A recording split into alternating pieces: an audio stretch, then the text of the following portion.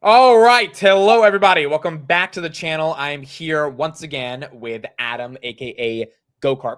I'll be putting his Twitter in the description in the chat for those that do not follow him. But if you are part of the Palantir community, or if you've been part of the Palantir community, probably for the past couple of years now, you likely know who Adam is. He is someone who has dedicated a lot of time over the past few years to learning and understanding Palantir's government business. And the DD that he has shared for all of us has helped a lot of people not only get rich, but also understand why Palantir is one of the main companies in the defense space. I think it's been about 2 months since we last talked. So, Adam, how you doing? Good. How are you? I'm doing very good. Since the past 2 months, we've had a lot of things happen. Palantir reported 40% revenue growth, which is pretty incredible. I'm sure we'll talk about some of the earnings, but also we've had a variety of different things happen geopolitically, which I would love to get your take on as well. Was it really was that long ago? 2 months ago, last I've been on. I haven't been on prior from earnings. Yeah, earnings was May, right? May 5th. So I think you were on right before earnings. So maybe a month and a half. All right, sounds about right now that I think about it. Yeah, well, earnings obviously speak for themselves. I don't really have to talk about that. That's kind of like beating a dead horse at this point on the quarter. We're almost basically done with the queue. On to the next one. Yeah. So not really to talk about there. We see what they're doing. Oh my God, AIP Con 7 obviously is, saw some really big names starting to really transform. You're starting to see, I think I don't want to say jump because they've always obviously been there, but with their city presentation, I think they're going pretty hard into finance now, which is nice. So you're really starting to see the company start to hit that expand phase and their acquire, expand, scale, motto. Right. Nice. That's just the commercial. Obviously, the gov and the defense is my forte. It's just it's just incredible. It's just so good, and it's just getting started. And obviously, I focus more on the defense part, but the other departments are really starting to get it. Like now, we're seeing it with the State Department, and been talking about that for a while, obviously. So I really think like you're really going to start seeing it really start to quote acquire and expand in the government and outside of defense. Like we heard the rumors about I don't know if you want to call them rumors anymore, but their work with the IRS. We've known they always work with the IRS. If whatever this quote platform We will get into it. That they want to call it. Well, I guess we'll get into that. The NATO adoptions there, they're starting to see some good chunk dollars from Ukraine. Like I think I've seen like a $30 million contract, like nothing to sneeze at, obviously. NATO and Ukraine, NATO and Maven, Yeah. Maven, baby. It's okay. So let's set this up because we got a lot of topics to get into, and we'll get into all this stuff. I want to start first and foremost with what's on everyone's mind, even before we get into Iran, Israel, because that's a lot we have to get into. The New York Times. So 2 weeks ago, they published an article, and the article essentially says, in a nutshell, Palantir is creating an evil surveillance database that Trump will use to weaponize against Americans. And they cite the FDA, IRS contracts, all that stuff as part of the reason why Trump is using Palantir to create his evil plan to ruin America. What was your raw take when you saw that article, and what has been your perspectives over the past 2 weeks as that article has truly propagated into millions of people believing that Palantir is the most evil company in the world? I will say the first thing I'm going to say on it is it's truly incredible how Palantir is really reuniting the right and the left. So I really got to tip my hat off to them. Like the most apolitical company is really, really bringing the country together on true hatred for this one country that's truly out to protect it. So, really, that was my first thing is, wow, they got both the right and the left to join hands and sing Kumbaya and hate each other. That's pretty impressive. I mean, part of the issue is people don't want to take the time to read and do the research on the company. Now, I'm sure the writers of the articles have done some extensive research. I'm not doubting that. Obviously, they had a specific narrative to write. That was clear as day. It's written specifically against the company. Yeah. Maybe that's because of their hatred for Trump and it's connected to Trump. Hold up 1 second, please. By the way, thanks everybody for being here. I know it is Saturday, it's a little surprise stream, but we thought of doing it this morning, and so now we're here. DV just texted me telling me the parade's showing off a Titan. I'm going to fucking kill him if that's the case. Dude, if the Titans at a parade, that would be crazy. No, he was fucking with me. He's definitely effing with you. He's definitely. Yeah, that's too good to be true. But back to our regularly scheduled program. It's clear as day that they wrote it in what they wanted to get across, which is big evil spy company, which we as investors have been hearing about for basically 5 years. There'll be a public company in September, and we've known that's just plain out wrong. Part of the issue is, A, they didn't care to read the first page of the S1, which clearly states what the company's and collecting, mining, selling data is the exact opposite of what they're in the business for. That's one thing. Then the other part of it is, are they truly going to take all this data and do something bad with it? That's the thing that they were trying to get across. And they said, bad company, bad president, bad idea. Got to put it that way. The first thing I would like to, if I ever had a chance to ask those people, the first thing I would ask them is, and I already know what the answer is, during COVID and during the COVID vaccine, were they okay when they, including Trump, because it transitioned into Biden, were they okay in the COVID vaccine distribution and everything about the COVID vax? Not saying that it was needed, yes or no, for certain. I'm just saying just how it was created, distributed, manufactured, the whole 9 yards. Because if they say, yes, we agree with that process, you've already given your data, quote unquote, to Palantir. The vaccine distribution of the entire country was built on Palantir. So a lot of these people just don't even know what the fuck they're talking about. It's clear as day. So that's one big thing. Like so they clearly supported the COVID vax. So if they supported the COVID vax and Palantir was needed to get that out as quickly as possible, to track it, to see which locations needed it, what's going on, who might need this, all that. But they were okay with that, but they're not okay with this. This is the confusion I think that a lot of people have. And a lot of it is because they're never going to spend the time. And I can understand that to a degree. Sometimes it's just the trendy topic. Other times, maybe they truly are looking for an investment and they are reading the wrong thing. There's plenty of misinformation out there. But if you think of it just in terms of what the actual product is, and think of it like anything, like a paintbrush, like a bowling ball playing ball, like whatever you want to think about, they are the processor in terms of the data. And it's what you do with that data that can be good or bad. That goes back to, like, if someone has a gun, is the gun bad or is it the person behind the gun? That's really like the way I kind of look at it. The government already has the data. Palantir is not out there collecting the data. They're not mining data, and they're sure as hell not selling the data. That's like one of the most key things about Palantir that I think is the most annoying part about this is, oh, they're going to take our data and no, they have absolutely zero buyer for that data because they have no access to sell it. That's like the greatest part about it is they don't have access to your organization's data. In this circumstance, it's the government. Right. So the government is going to know if Palantir even had a chance to get into the system to see the data and take the data because the product leaves an audit trail.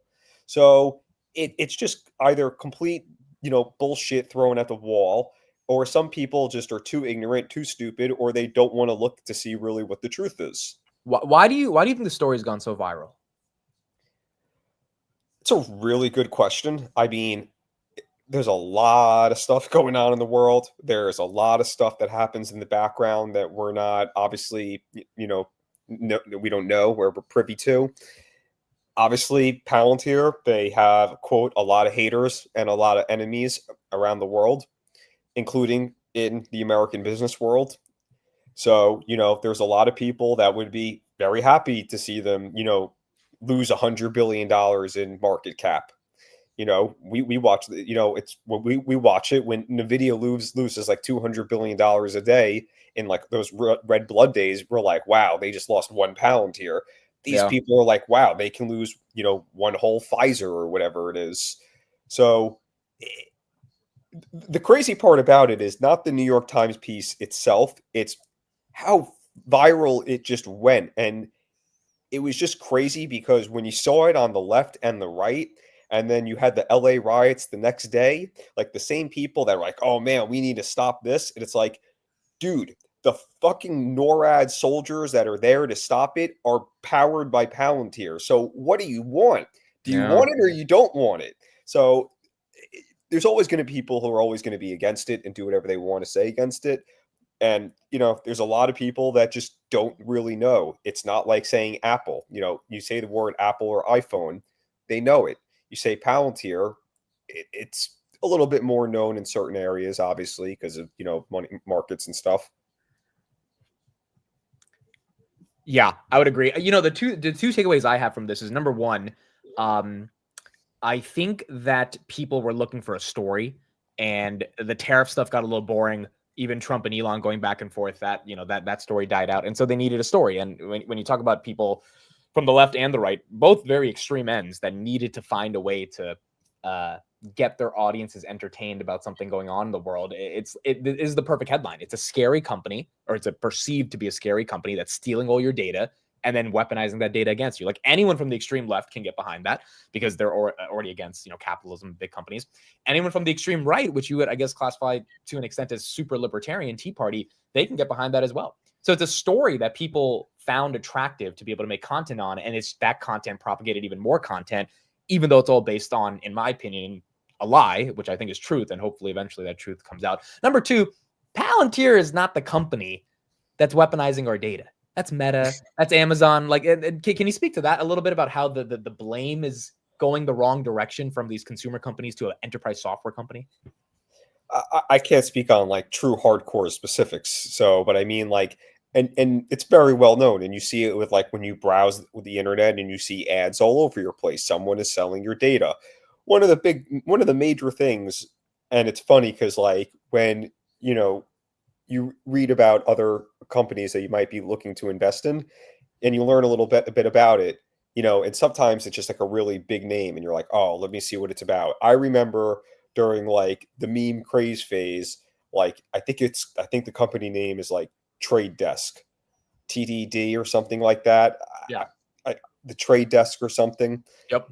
And I think I remember reading about it, and it was like $60, and then it went like all the way up to like $300 or something. Like, it was just that crazy market that everything just went up.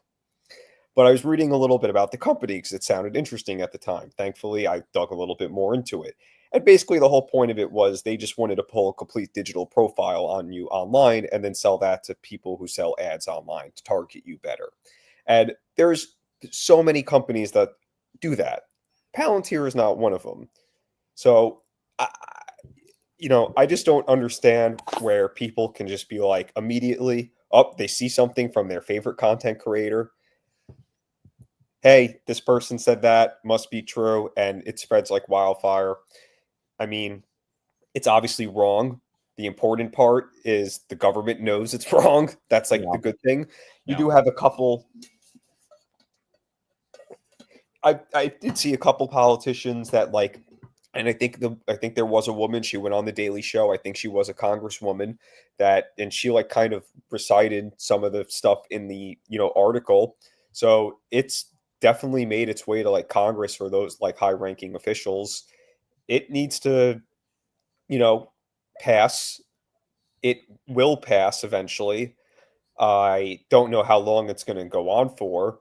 It just kind of is, really funky that it came out, it went viral, right and left are pushing it. It seemed very just, really like meant to do a lot of damage. It also felt manufactured.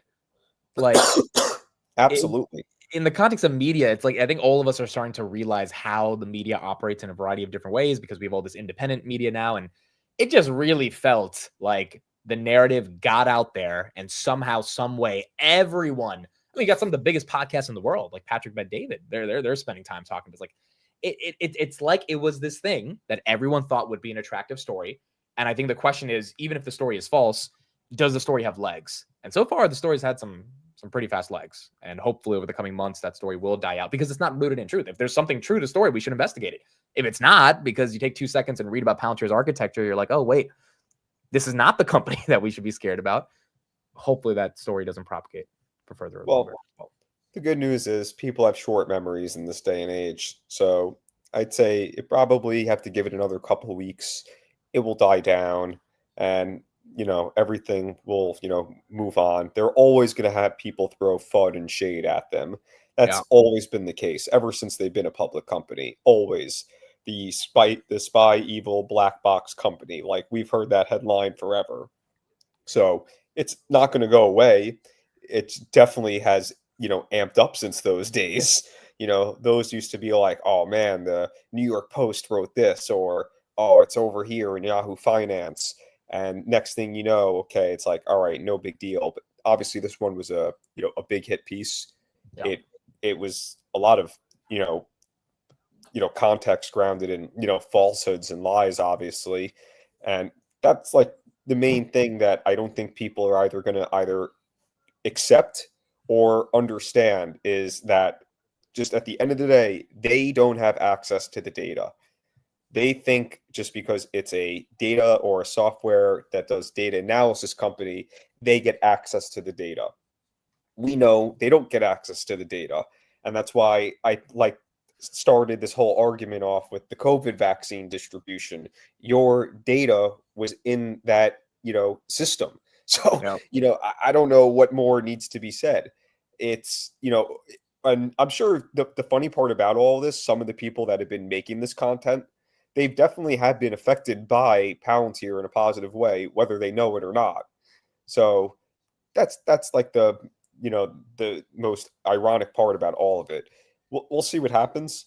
I know at the end of the day, this is a company that had to sue the Pentagon and won. So they're not exactly about, throwing shit at the wall and seeing what sticks. They tend to really back up by their words and really what they put out there. And obviously, being that it is a public company, they can't say one thing and do another.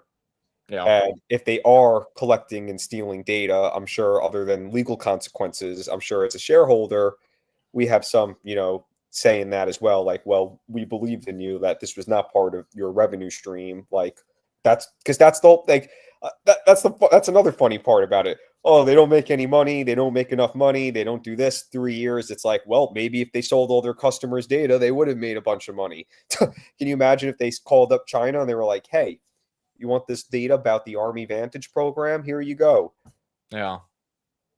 This is why it's been pretty hilarious for people that have been covering the company for a while, but it's also just incredible to see how other people, like I was on a Twitter Spaces, I'm sure you've done some of this content, just listening to people talk about it.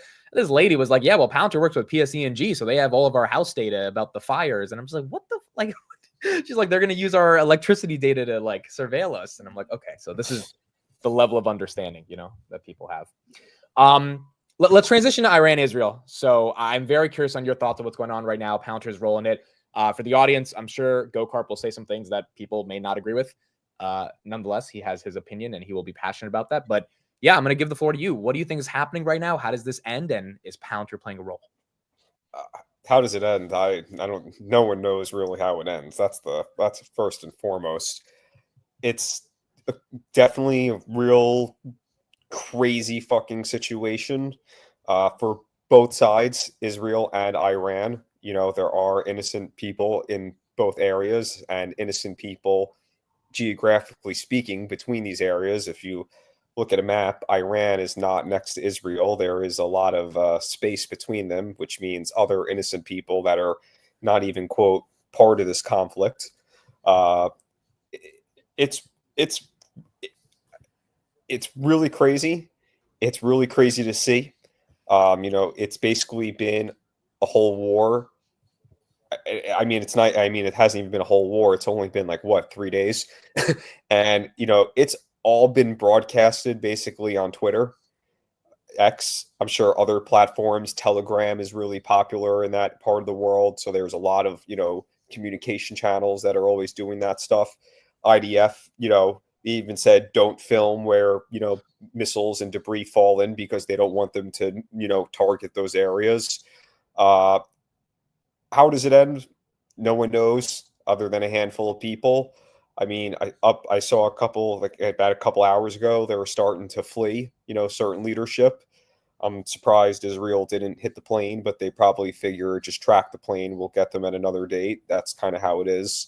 It's kind of funny, ironic. Like you think you're going to escape, you're not. You'll get away for a few. I mean, it's at the end of the day, ultimately, if there's going to be any, call it major regime change in Iran, it's going to have to come up to the people to really grab the power and hold on to the power. I'm sure Israel and the United States and their allies have a couple names in mind that they would, like to see grab the reins and, lead Iran. No idea who those names are. Couldn't even tell you one person, to be honest. But I did see one, there's a couple really, really good accounts that show what's going on in both sides, obviously.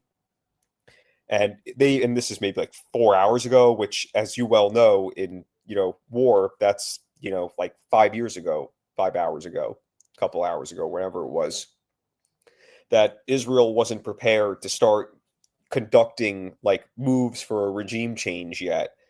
And obviously, I don't know all the information, but if you have the ability for someone to seize the power and take grasp, and they are going to be your ally, and they're going to actually make a more stable region and help everybody, and be a good country to their people, I would assume they would try their best to assume those people grab the power.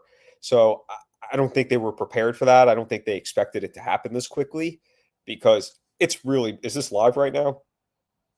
Well, this was posted like 30 minutes ago, but these are Oh, missiles hitting the one of the oil fields in Israel. in Israel or Iran? Israel. Rahafia. Not an oil field, but rather part of their energy infrastructure. Okay, gotcha. Yeah, so it's really nuts because and it's funny because I'm sure you probably saw it. I wrote one of those articles on X, and this was literally like the day after, Israel took action. So I think the first night was Thursday night. Friday, I post the article basically about an intro to precision fires, long range precision fires, and it's focused on Palantir. And I suggest everybody read it. It's short, it's sweet. The meat knows I can talk for hours, so it's very hard for me to try to make it simple and quick. But I did a really nice job on it, I think. So Yeah, I'll be linking that right here in the comments too. So, and I posted it on Friday because I have a part in the article about Israel taking out Mohammed Sinwar, just very short, just about how they did it. And long story short, he was hiding it in one of the tunnels right next to European hospital, and the tunnel's basically 23 feet deep, several hundred meters long, and Israeli forces, they basically bombed all the tunnel shafts, and then they bombed it from the top with the Air Force and using bunker buster bombs, and the guy died. So, but the hospital wasn't hit. That's the main point. And you're seeing it now because Thursday night they hit the nuclear scientist, they hit the facilities, they hit the launch pads, they hit more radar. They have free range over Iranian skies right now. Now, Right. Iran is able to get missiles off because even as great as the Israeli intelligence is, they don't know everything. They know a lot. And when the conflict settles a little bit less, I think more information is going to come to light. That's also part of the problem, at least for people that really want to understand like what's going on, how everything's happening. It's moving so fast that you can't really digest the information.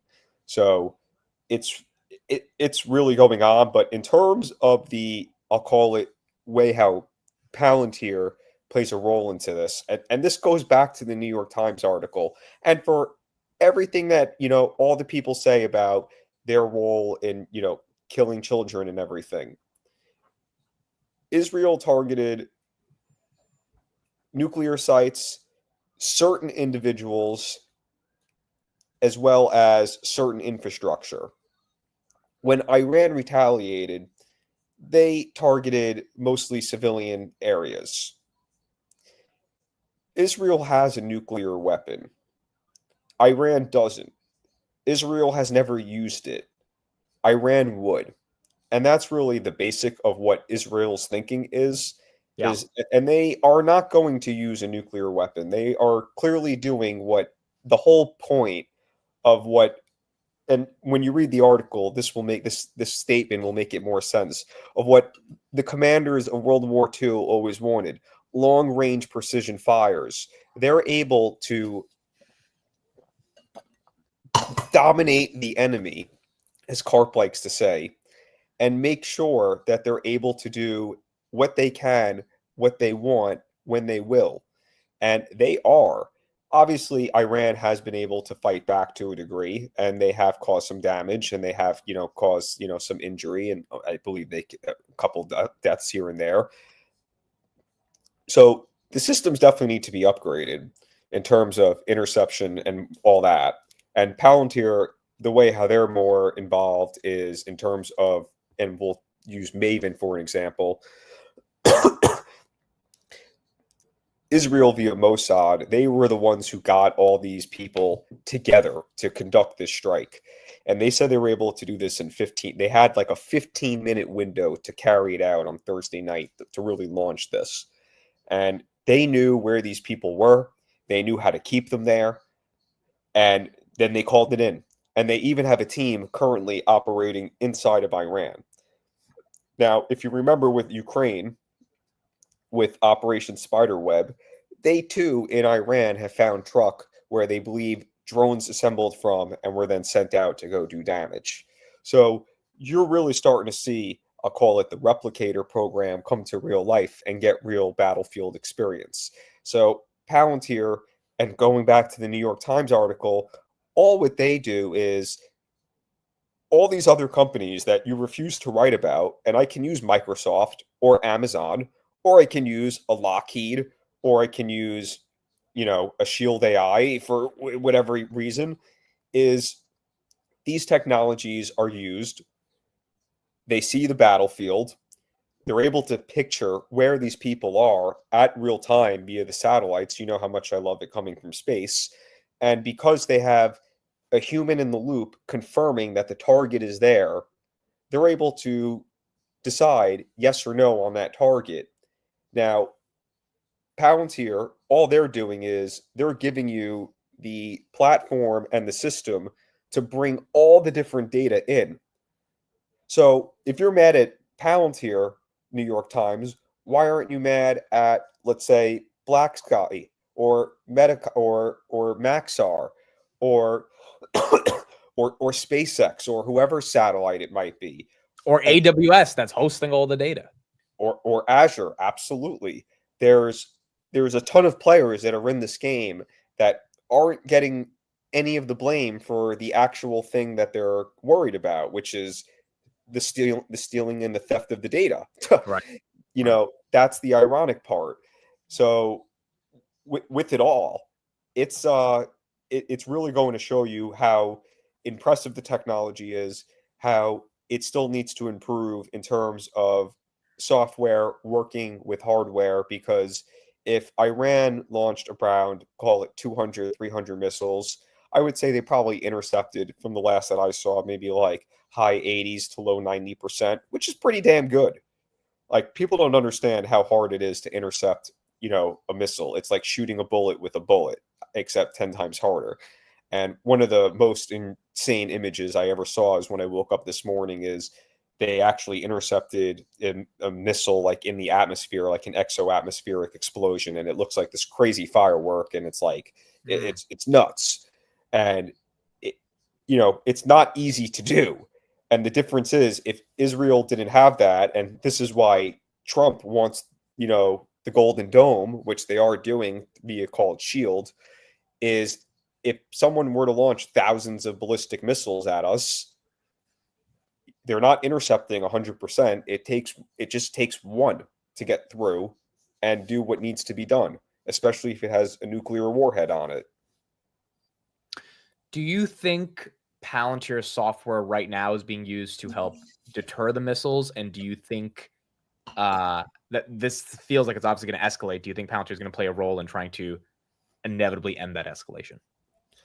Well, I'm going to say I don't think it's deterrence anymore. I think it's a ass whooping at this point. On either side, if they want to call their side winning, you can call it an ass whooping. It's no longer deterrence. They're trading strikes. The last I saw, Israel was even hitting Yemen.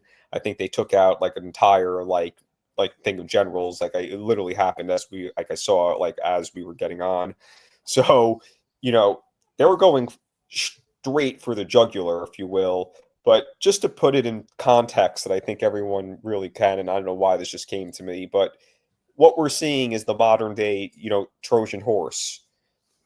You're able to just drive a truck, and then from thousands miles away, you just unleash a drone swarm, and next thing you know, your oil refineries are hit, your nuclear scientist is dead, your uranium facilities are bombed. Like, that's where it is. And that's really the key thing. And you can see it with what's going on in Iran and Israel, because it's not, 500,000 soldiers meeting in the field, tanks blowing up and everything, trying to shoot trench warfare style. They are staying in their respective countries and they are just doing everything through the air. And obviously, Israel has a much superior, Air Force, especially at this point. And with the United States, with their, Navy, and they have not joined the strikes yet. That is what they said. And I don't know if that's Trump playing hardball, because I did see something. I don't know if it's true or not that Iran did ask to negotiate, and Trump basically said, "Call me back in 48 hours. I don't feel like talking." So he's playing hardball and letting them get a taste of their own medicine. Whether what I read was true or not, we'll see. Well, it is a theory that Trump, although he might have not wanted the attacks to the strikes to take place first from Israel because they were in negotiations, he also isn't the angriest about it, because now Iran really knows, hey, if you don't negotiate with us, this is your future. It's death and destruction, and maybe a revolution internally inside your own region. I mean, at this point, I'm going to assume it's already they already lost at this point. I'm assuming if a few more days and it's done. How much more can they handle? Their nuclear sites are hit, their launches are hit, they're hitting their oil refineries, their proxies are completely disrupted. Hamas, Hezbollah, Syria is completely different. That was like one of the main things when they were doing the interception the other night. They were using Syrian airspace. That's like a big deal because, previously they wouldn't have been able to do that. So if they can get a regime change in Iran that is more favorable to Western ways or, pre-revolution Iran, it's a massive, massive change for the world. Right. Now, it's not going to be done by Israel coming in or even the United States. Like, the people of Iran going to have to make it happen. I don't know how many better chances they're going to have at this point. I don't live there. I don't have their mindset. So only they know. I obviously, you see some stuff on social media, but social media is, one clip in 20 seconds, maybe a minute. And that's not very long. And for what we're talking about, it's going to be way longer than a minute. Well, speaking of social media, I don't know how much you've seen what's going on in Egypt today, but for those that don't know, and you smiled because you know what's happening, there are Western, and then again, this is just to bring more context around why some of the Iranian people might also not be that happy with their own regime. It goes back to them actually really liking Western values. So a lot of people from the UK in particular, from the West, decided to go to Egypt to protest for Palestine, and it's not really working. Stand with your brothers and sisters for humanity and for love. Stand with your brothers and sisters in Palestine. Oh my God. I've never seen or experienced anything like it. Please, I will beg you, allow us to march to Palestine. Please, you've got to listen to me. So this is a UK protester, and there's a lot of these videos, but he's trying to get the Egyptian police to let them protest peacefully because guess what, guys? Around the world, you're not really allowed to protest peacefully. That's a unique United States Western value. And here's another video of local Egyptians getting rid of these white Western protesters for Palestine and saying, get the hell out of here. We're not going to let you protest. Any thoughts on this idea of people not really recognizing that you could have a ton of disagreements with the Israeli government, how they're approaching this, etc., but the core intrinsic value of individual rights being respected, that uniquely is a Western value that's not going to be replicated all across the world? I really do hope, and I'll just leave it to the people that actually paid the price to go there and try this, that at least out of everyone that goes, at least maybe 10% look at that moment or like, okay, maybe I'm not really on the right track here. Like, that would be a massive win. It really, for me, it's just something like, oh my God, it's kind of something to laugh at, especially that guy. He reminds me of the lady that was on her knees screaming no when Trump first won, Trump won. No, that's hilarious. But the ability to protest peacefully is a very unique term, and I think is being interpreted differently these days by every country in the world, obviously. Now, in the United States, you can protest peacefully. That doesn't mean you can take the highway and block it. That doesn't mean you can call in Waymos and blow them up with Molotov cocktails and stuff. Yeah. You can protest and, have your shouts and your whatever the hell you want to do in your designated areas that are deemed for these protests, and have a nice day and don't burn anything and destroy anything, whether it's one car or 10 cars. Just don't do it. Protest what you want to protest. You could do that in the United States, not go to jail, go home, eat dinner, wake up. In certain countries, if you protest, you will just get killed. Yep. So, and some of these countries are kind of involved in the conflict that these people are standing for, to say the least.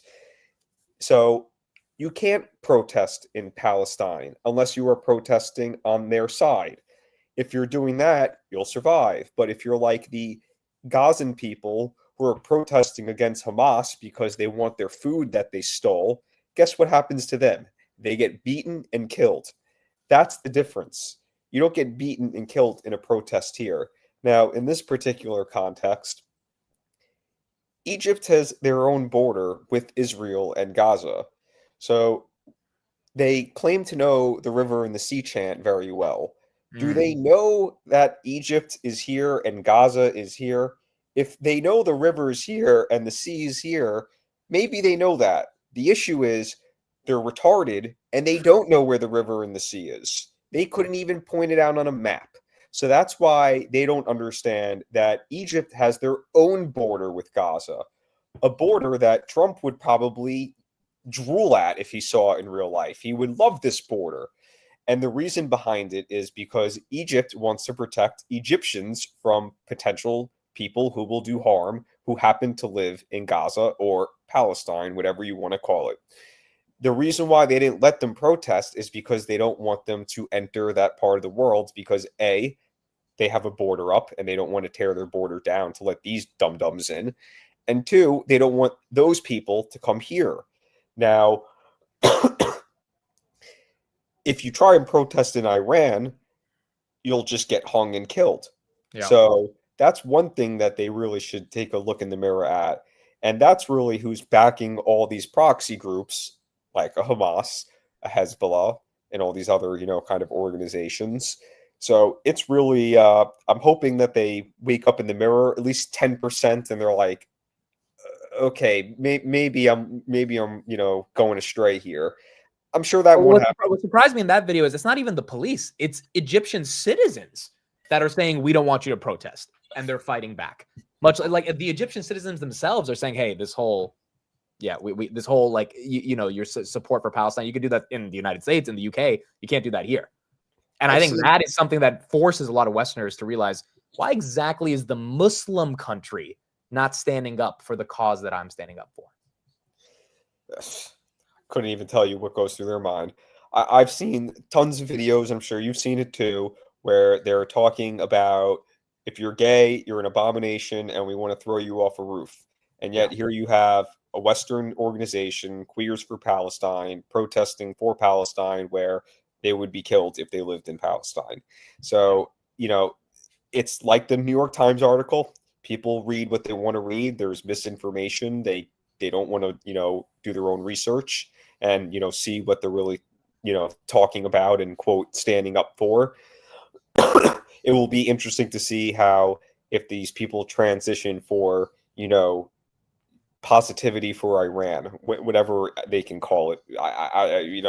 At this point, I'm just sitting back, just, watching to make sure nothing crazy happens on our shores, because this conflict can really go global and can so do you think the U.S. gets involved, and to what extent do you think they get involved? Well, I mean, they are involved. I mean, in the beginning, they were definitely helping with intel sharing. And again, that's not data that Palantir employees in New York City or Washington or wherever they're doing. That's the soldier on the ground or the operator who is out there collecting the data, uploading that data in a system, and it gets fed into Palantir. And then another operator takes that data to figure out, okay, this is what they're doing. That's where they're getting the intel from. It's not Palantir themselves. So they are involved. They helped with the interception. They're definitely helping with intel. I mean, I don't think they are getting involved in terms of putting boots and soldiers on the ground. That's definitely not going to happen. Will they join an airstrike? Maybe. I mean, they've hit plenty of they've put a campaign out about a month ago, if you remember, against the Houthis in Yemen. They did that.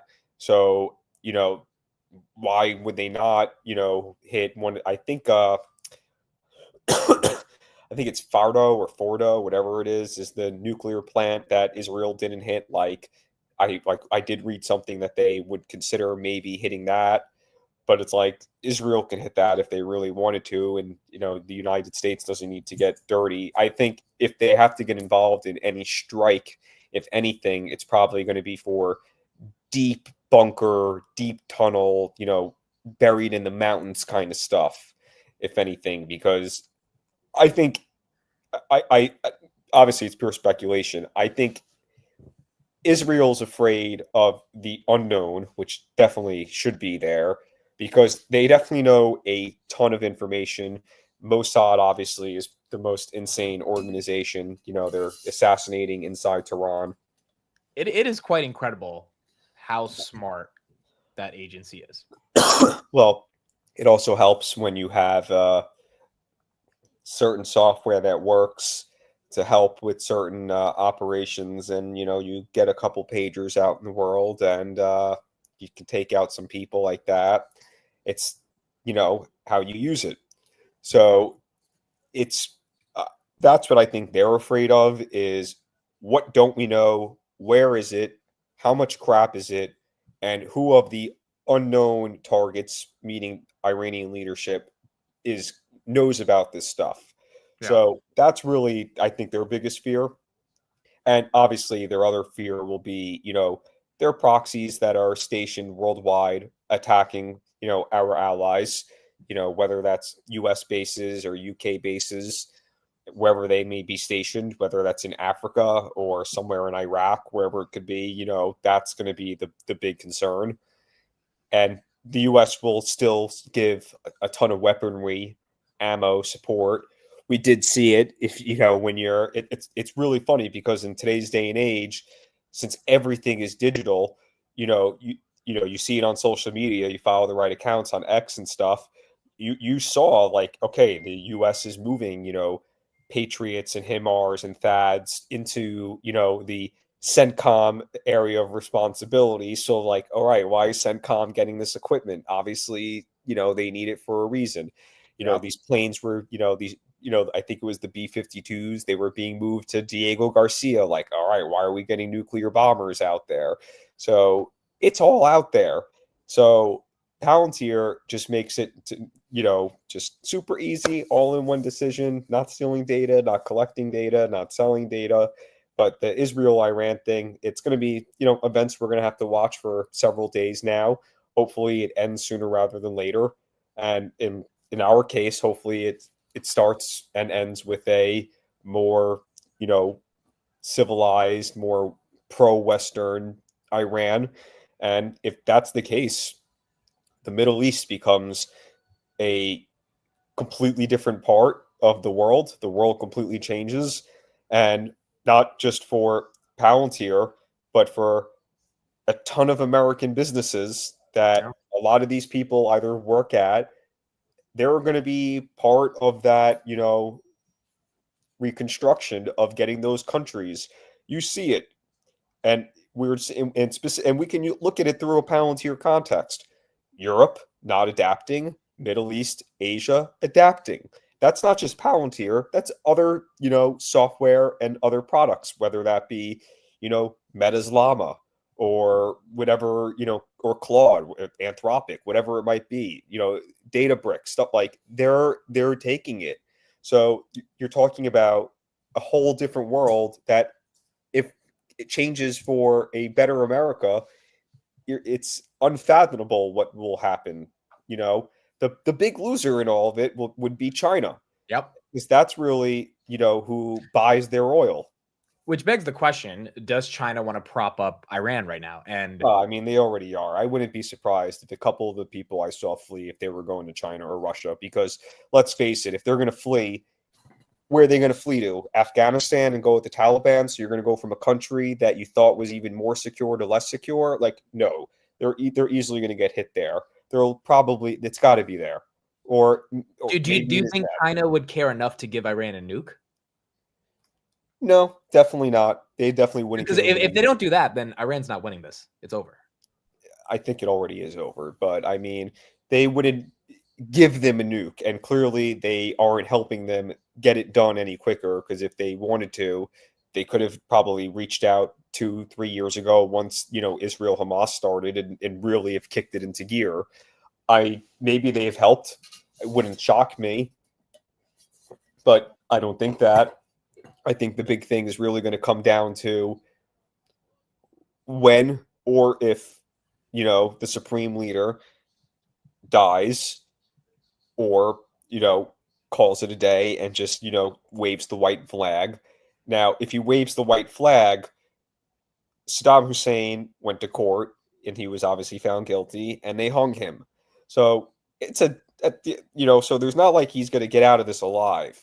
So, and, that just goes back to, the cultural mindset. That's what they would do. And I would assume if the right people were to gain power, we'll give you a trial, obviously, and one side will call it, staged and obviously meant to make them lose. But the reality is you were a horrible person that killed millions of people. So, right. But, they also talk about his son is ready to step up and go. What I think they're trying to do is make sure that when the time comes for the transfer of power, their people are there to pick it up and, lead Iran to a brighter future. So let's end it off on this. Palantir's government business, it's exploding, 45% revenue growth last quarter. You've been calling on this for the past 3 years. You knew there would be an inflection point. Maybe we haven't even seen that inflection point in terms of real types of growth. What can you tell the audience right now that is eager to learn more about how they're expanding in the government, what they should be looking out for, and any new domains like space or the Navy that we should care about? Also, having said the Navy, where the hell is this Navy deal? Dude, don't get me started, man. I don't know what this Navy deal is. I'm so pissed. Am I honest? And maybe I'm a little bit biased in this. I honestly think they're just waiting, and I think it might even be just like a bigger deal because of what's going on, and I will segue into part of it. But one thing that I'm really excited to talk about is, government expansion. We talk, and this will not be the sexiest, but Pilly-powered patents is finally going to be here. I think the United States trademark, the Patent and Trademark Office has a RFI out for automated solutions, including artificial intelligence, and they're specifically looking for basically AI infrastructure. So get ready to get Pilly powered patents. So every time I post patents, it will be posted and automated and upload via Pilly via my screenshot. So we're really getting Pilly powered patents here soon enough. But I know that's not the coolest or the sexiest. And no, I don't know the size or anything or the length. But the RFI is due June 17th. So that will be coming next week. And just to go back, and this is like a perfect example, like, you need to have this technology stack. So your product needs to be able to integrate. So here's our MOSA. You have to be able to integrate with the following: AWS, Azure, or Google Cloud platforms. Done. You have to be able to automate deployment pipelines with GitLab, SonarQube, Nexus, and etc. Done. They have to have Amazon SageMaker and Bedrock access to frontier models, including Meta's Llama, Anthropic's Claude, Azure AI, including OpenAI GPTs, Google Vertex and Gemini, and for classical machine learning projects, MLOps and MLflow, as well as Databricks. So you're getting more Foundry and you're getting Pilly powered patents sooner rather than later. I know that's not the sexiest or the coolest, but that's the key. Because I think it was late May, maybe even very early June, and I posted it. They got awarded, and I'm going to look this up real quickly because this is worth diving into, because the New York Times can maybe learn something. Also, I mean, for those that don't know, the Palantir team did invite the New York Times to have a meeting with them about learning about their software. I think the New York Times did accept that invitation. I'd be curious, bro, if that invitation goes well, if the New York Times actually puts a retraction on their original statements. I'm not expecting it. I have more faith in New York Times doubling down if that were the case, and taking a sentence or two out of context. But they are getting this, and it's really interesting because this is really what I'm talking about with government expansion, and the patent office is a very good example of it. Not the sexiest, not the coolest, but an important thing. And you got to remember, when these companies, and like a Palantir, or if you even take an Anthropic or a Google, and Google's a perfect example because we saw what happened with China's DeepSeek. They stole Google's property. That's essentially what happened. Is if the patent office is infiltrated and someone is seeing, how these people are creating these products or whatnot, you're able to rip off the IP and all the, the patent and all the trademark data and build your own thing. So it's a really big deal that Palantir is able to keep our data secure, New York Times. That's the big thing. So that goes from individual data to corporate data. So it's a really big deal. With Palantir and this enterprise agreement for IT commercial solutions, this is big because it basically, and I'm going to just read one paragraph because I don't know how much money this is going to lead to, and I think maybe this is why they didn't get the Navy contract, pure speculation, is the Army intends to negotiate. So it's with the Army. It's not the Navy. So obviously the Army, the Navy, the Air Force, the Space Force, they do talk to each other. Obviously they do fight for budget money and whatnot. So I'm hoping to God this is going to, play out their little Navy thing, because the Navy is the slowest to adopt. It's just the truth. And Right. We're seeing it. They're just really slow. And kudos and shout out, perfect timing, Sham joining the Army, taking that, taking the oath. Awesome. Really cool, as a Palantir shareholder, to say my CTO serves in the Army. Like, pretty cool in my opinion. Yep, there he is. Hopefully they give them a sick ass patch and I can, steal that now and post that all over the place. That would be awesome. But what they're doing is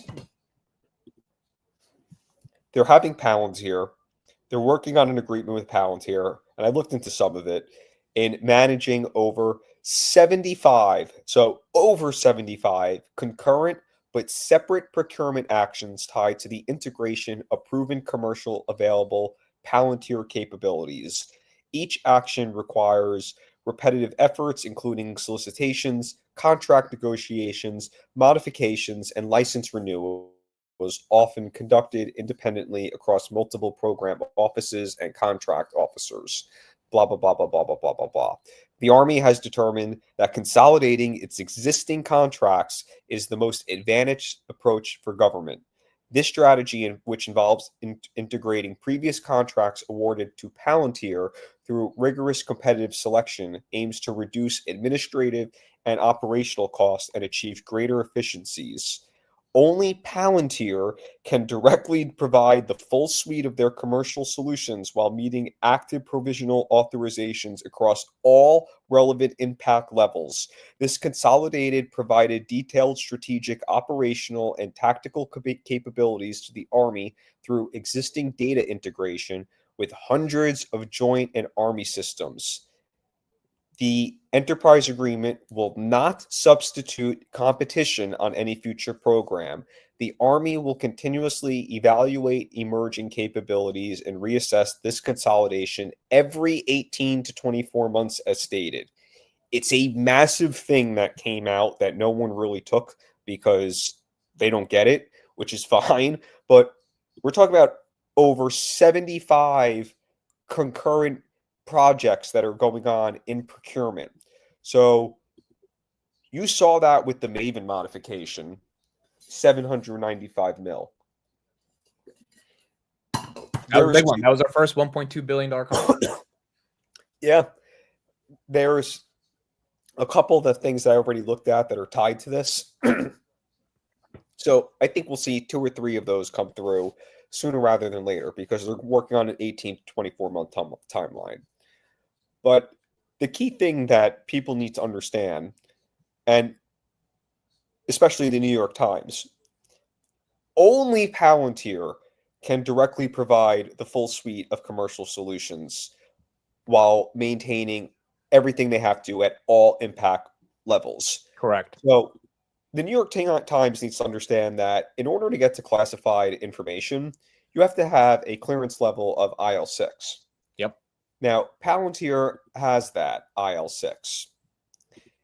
I believe at this point, it's safe to imagine that there is a IL7 out there.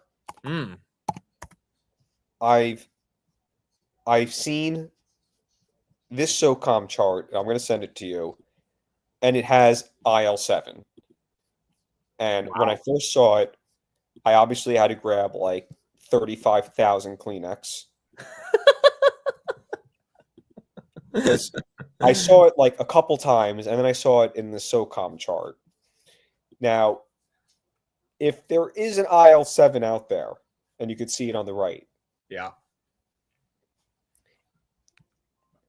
Palantir, for the New York Times that is listening, why don't you go after these other fucking 49 plus vendors? Why are you singling out Palantir? So you have the MOSA ecosystem. And what Palantir would be doing would be integrating all that data. And we saw with the Kobayashi Maru software factory, image that I posted, SOCOM has their own factory, Palantir. And then you have all your apps and blah, blah, blah, blah, blah. But if they have an IL7, which I'm really starting to believe there's an IL7 out there, Palantir has to have that access to. So if they're going to be giving Palantir basically, let's call it one giant contract that is, swallowing up, let's just make it an even number, 100 contracts. And we know they do a lot of work with SOCOM, and it is the Army. I got to imagine that SOCOM might be one of these contracts that they are negotiating with because, A, they did have a contract with SOCOM awarded to them. I think it was a year ago. It might have been 18 months ago at this point. And I think it was for like a 4-year, $400 million deal. So that deal is coming, to a close soon. So the Army, now what they've seen with Palantir, not only in terms of, let's call it boring stuff, in terms of just the simple of getting data from one place to the other, but really seeing what it can do on the battlefield. And you can go on X right now, and there's your due diligence for the evening, people. That's, Maven. I'm sure there's a Titan somewhere getting some experience. I find it very hard to believe that there's no Titan getting a little, upgrade in the next week or two. And all these other technologies that are not built by Palantir, but the data eventually gets fed into Maven because Maven is command and control, and the operator makes the decision with data control, with the command and control. It is going to be a extremely fun next couple years, because these are going to be some very big dollars coming from the government and Uncle Sam. And mind you, we didn't even get a dollar amount for the NATO, acquisition. All we know is it took them 6 months to acquire the system. So, and in NATO land, that was very quick, but we don't know the dollar amount. I like to think it's close to the, $500 million range that like we first got. But we'll know when we see the government growth continue to hit 40% plus. Right. I think the big thing here to understand is, and for everyone, who constantly says Palantir is overvalued, expensive, et cetera, I think we can all acknowledge the stock can go down. It is an expensive company. It's the most expensive software stock out there. But this is why it's getting some of that premium. It's this sticky government revenue that's not going away, that's only going to expand. And based on the ability for them to expand into different industries within the government, which, by the way, we're really just the U.S. government. I mean, like, internationally, we grew negative 4% last quarter in Europe. So if we can get this ingrained inside of the government, and then ultimately get this ingrained across the entire world, which is the sort of North Star, this can be a multi-tens of billions of dollars of revenue business just on the government side before we get to commercial. As I've said, and specifically outside the United States, and maybe not so much in Asia, specifically like Japan and South Korea, and maybe I can even now say take that back because of HD Hyundai, is their adoption to the commercial world outside the US, in my honest opinion, and I think it's their only real chance at this point in Europe, is going to come from that respective country. And let's just use France as an example. When France starts to use Maven on an everyday, like the UK, and when they're going to be using it in NATO, that's when I think we're going to start to see it translate in the commercial sector in countries like France, Germany, Spain. We've seen it. We've started to see it grow a little bit in Italy. It's kind of funny. Like Italy, like why does Italy get it, but not France or Spain or, Germany? Like why Italy? It's just kind of funky that it's Italy, and good for Italy. If they lead the charge, good for them. But in Europe, I really think it's going to come from government crossover into the commercial. I think in the Middle East, it's going to come from, and I don't know if they're going to get, Maven. I have no idea, but obviously there's some in the Middle East that are using it via, relations with Semcom. So maybe they will get licenses and stuff like that. Who the hell knows? But the Middle East, it will come from government and oil and gas, and then expand. And obviously, and Archer, because I feel like Archer is actually going to do pretty good in UAE. So you're already seeing, their little spawns, blow out, and ironically in the in Middle East, and in Asia, Japan, Korea. I mean, HD Hyundai is going to be like, I think they're going to make Airbus look small. To be honest, what they're just fucking dominating right now. Like the amount of crap that they are winning, it's remarkable. Like every other day, we're just seeing like $1.2 billion deal, HD Hyundai deal here. It's nuts. And with Palantir, remember, Tenebris is supposed to come out next year, and damn them, because they're keeping that info on lock, because I haven't been able to find any information on it. But it's really going to come from defense into the commercial, in my opinion. some countries will be slower than others. I think with Israel and Iran, hopefully it doesn't sprawl out, and if Russia, Ukraine can kind of get contained and hopefully end sooner rather than later, maybe it speeds up in terms of getting it into their governments. But, it's also funny because the Baltics are actually a little bit more involved with them. Like Lithuania actually really likes Palantir. We saw a couple weeks ago Ecuador. So, we're seeing it expand, and it's, South America. We're seeing it in Ecuador, Brazil, but Ecuador, Brazil, SAP on the European side. Carpet met with the Polish officials 2 weeks ago. I mean, it really is becoming Palantir's the cool kid in town.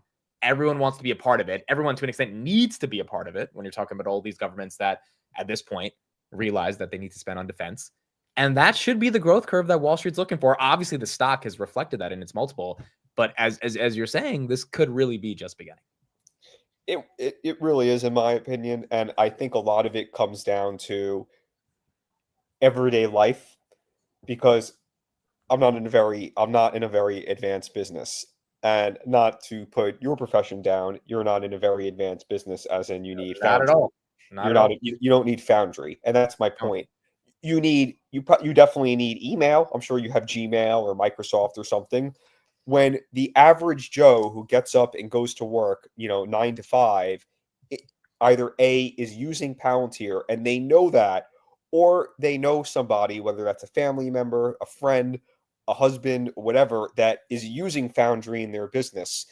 That's when I think all the, craziness kind of goes down, because it's still unknown, and that will come.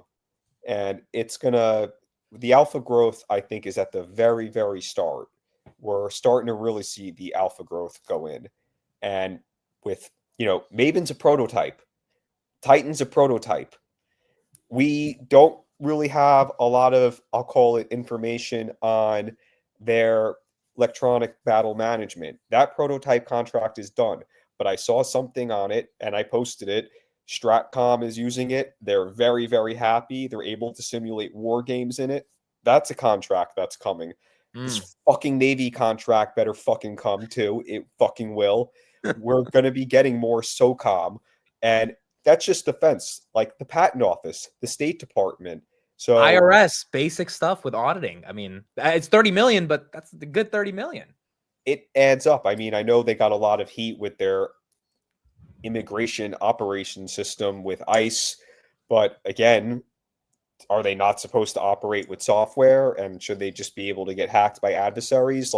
And also all the heat is coming because Trump is Obama was the first president that really gave Palantir the run for their money when it came to deporting immigrants. So to me, when I hear that critique, I'm like, well, you didn't make that critique in 2012. So why are you doing it now? Don't fit their narrative. And if you don't think we need to have a border, that's fine. I mean, you could have that belief. But at some level, the government, you can disagree with how the Trump administration is implementing immigration policies and deportation campaigns. What I think is undebatable, at least in my opinion, is that we need software to protect the border. Or that's something. It would be bad if we had a border and we didn't have any operating system to learn what's going on with that border. We need software, and we need software that works. Simple as that. Yeah, I think it is that simple. Go Carp. This has been fun. This is, I think, our 6th or 7th time doing this. This is his Twitter for everyone who has not followed him. He is a gem in the community. What is the most exciting thing that you are looking forward to outside of the government growth on Palantir? Oh man, outside of government growth, man. It's all about. The defense is obviously the cool part. If it's outside the government, I don't know, man. To be honest, this is why you're such a good gem, because this is what you spend your time on. This is why this is why we need you in the community, because if it wasn't for you really spending the time doing this, I don't know how much of us would actually understand about the government. You and DV and all these people, right? If it's outside the government, it's just, I guess, companies that are, quote, private, or commercial companies that are helping with the government in that defense world. It's as simple as that. Obviously, you have Anduril, you have Shield AI, Red Cat, all these crazy companies. So I guess it would be, if not the government, it's seeing Palantir partners go out there and win. And, just seeing Palantir partners win is when we win. So when I see HD Hyundai win $1 billion contract, more money for Palantir. When I saw John Hopkins Physics Library, that's who built the Minotaur system, and it's on Foundry. They won like $35 million the other day or whatever it was. So it's when seeing our partners win when it's not the government. And usually it's our partners that are winning from the government off of that. What's really interesting is like defense tech companies didn't get the limelight for the past decade. Now they are. Anduril, Archer, which has a defense part of the business, Red Cat, what you're mentioning. But if defense tech companies are getting into the limelight, meaning that the market's starting to recognize their value, Palantir is the defense company. So it's like, if people start caring about defense tech, the first thing you think about is Palantir, which is probably why it's reflecting that multiple. And the second one I think you'll think about is Anduril whenever they're public. Anduril, Epirus, that one's going to be a big one because of what they do. It's actually interesting because, we're doing research and I see Army is doing an exercise for Project Flytrap, and it's literally about shooting down drones and stuff. So, I mean, Epirus has got to be involved, and that's the main thing. And if you read my little article, and Karp says it all the time, it's software-powered, hardware-centric systems is what they need. It's how they coexist. It's not just hardware anymore. So it's really cool out there. And you're really seeing, just in terms of defense tech, Israel has defense tech. Iran, not much defense tech. Yeah. And when they shoot out their drones, those Shahed drones, those drones, I think, cost them like $100,000, which is obviously much more than the drones that Ukraine use. Ukraine used drones that were about $1,000, but $100,000 versus our Reapers, which are millions, it's a big deal. So it's you're seeing a lot of defense tech play out, and it's really interesting because Shahed drone 100,000, and I'm sure Israel, when they use their drones, they probably use cheap drones like Ukraine as well. Yeah. All right, there it is. Adam, thank you again for stopping on the channel. I'm sure I'll talk to you again probably in about a month. There's Adam's Twitter right there. And yeah, we will keep on analyzing this company as we have for the past 5 years. Always a pleasure coming on here. As always, Pilly the fucking best. I love it. Thank you, everybody. We'll see you guys later. Bye, everyone.